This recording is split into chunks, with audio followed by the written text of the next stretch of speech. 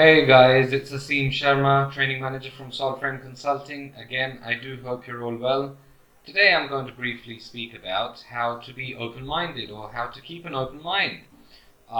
You may be faced with several situations which initially come across as being very unpleasant and uh, negative.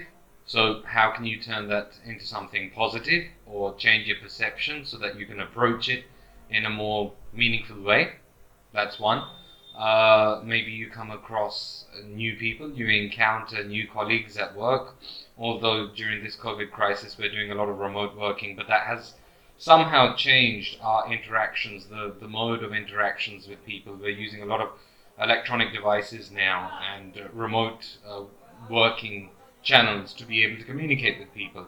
But whether we do that or pre-COVID times where we were interacting with people face to face, which sometimes we still do, um, new people, some of them may come across as being somewhat repulsive initially, and unfortunately, the cliche that first impressions count. Well, that does have a big impact on people's mindset. So how do you keep an open mind so that you don't necessarily judge someone because of something that they said, or maybe an initial kind of clash with them, or their expressions, or their appearance? Let's be honest, anything.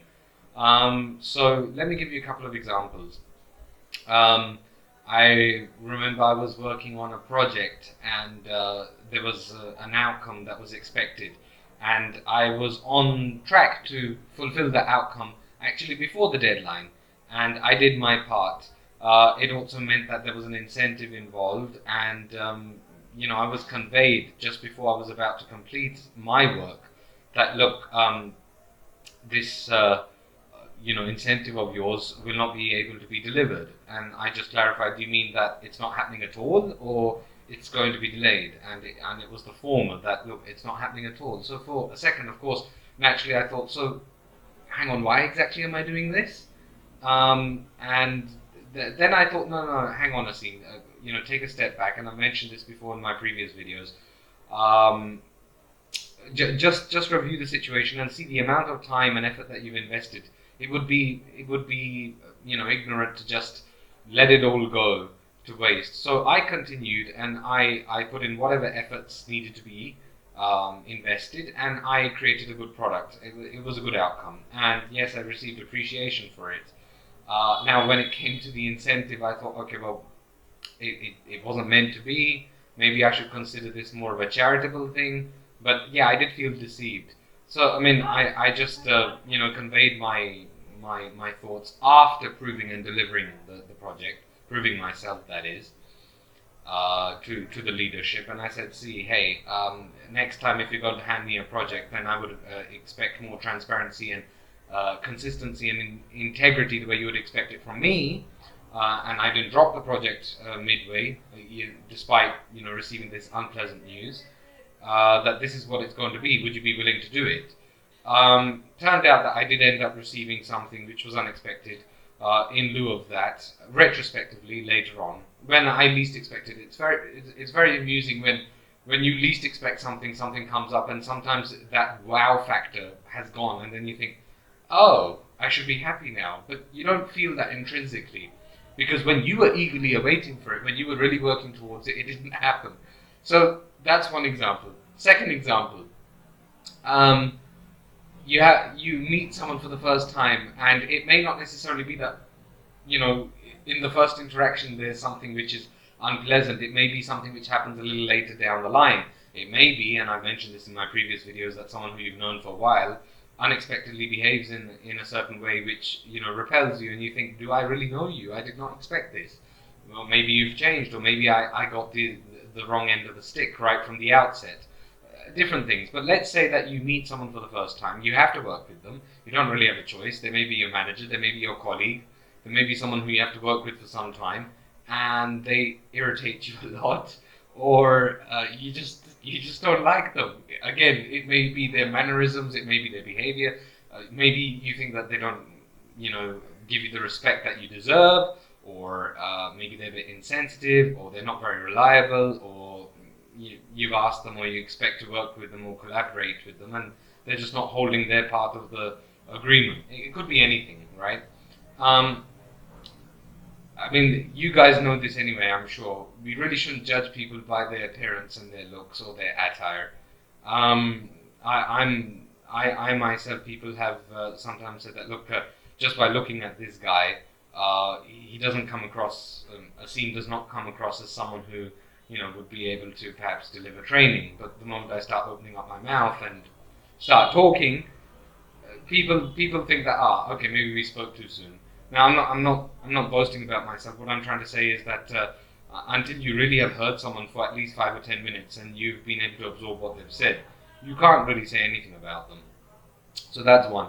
Number two, if you do have a conflict with them, bear in mind that it may be you can attribute it to teething problems. It may be something in the beginning, or it may be actually a kind of potential warning sign that, okay, more is yet to come, and you need to be a little wary of that and learn how to kind of de-escalate that. And that's something I've mentioned in my previous videos as well. How to pacify a situation, how to work seamlessly with someone, because everyone has different types of personalities, right? And excuse me, some people flip, and some people do it unexpectedly, which becomes even more difficult. I would rather personally deal with someone who's very vocal and animated about their emotions, so that I have plenty of prior warning, rather than someone who just kind of like snaps like this, and then I think, oh my god, you have a very low boiling point. This was not expected, and it can come across as being somewhat dangerous. So just bear these things in mind, because that's important. And I'm not saying that you necessarily have to change yourself, but you may have to mold yourself according to various people in terms of your approach. So whilst you may be very assertive with one person, with another person you may approach them in a more kind of negotiating or persuasive or convincing style. And again, that's a previous video that I've done, and you can perhaps integrate these things. You'll realize, guys, after watching a few of my videos, I integrate them. So a lot of things that I'm saying now are based upon the things that we've been building up to. So I hope you can see the structure, which is useful. But coming back to this, in any case, whether you're faced with a situation which is unfavorable, or you're facing a person who you just really don't like, give them a chance. There's a possibility, it's likely, that when you're in dire need of something and a lot of people turn away, your so-called fair weather friends, people who are not there for you in need, that person may be there for you indeed. That's a humbling experience, and it's happened with me. But generally, again, I'm not boasting about myself, but I don't judge, because I've seen a lot in life. The last person who I think may be willing to help me, I'll still approach them for help and say, hey, this is my problem, can you help me out with this? I'm in a tight spot. What's the worst that's going to happen? Someone will reject you. I think we need to let go of our pride and ego if we have it, and say, okay, I'm prepared to hear 100 rejections and 1 acceptance. That's okay. I had to try, and it was a numbers game. It's almost like doing sales. So, be receptive and try to help people where you can.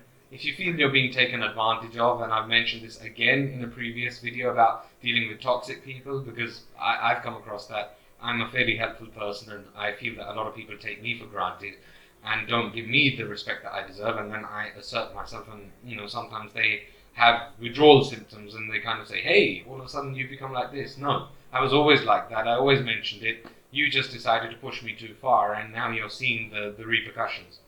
So anyway, I hope you found this video useful, and I hope it equips you with certain skills and the knowledge to be able to deal with people or different situations in a more kind of open manner, and still look for a successful, positive outcome where possible.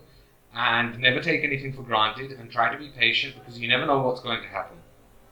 For further tips and information, please do subscribe to this channel. You can also find us on FB, Insta, LinkedIn, and of course Telegram. If you have any comments or questions, please do mention them below. I'll try to answer them. Till next time, please do take care. Thank you very much, and bye-bye.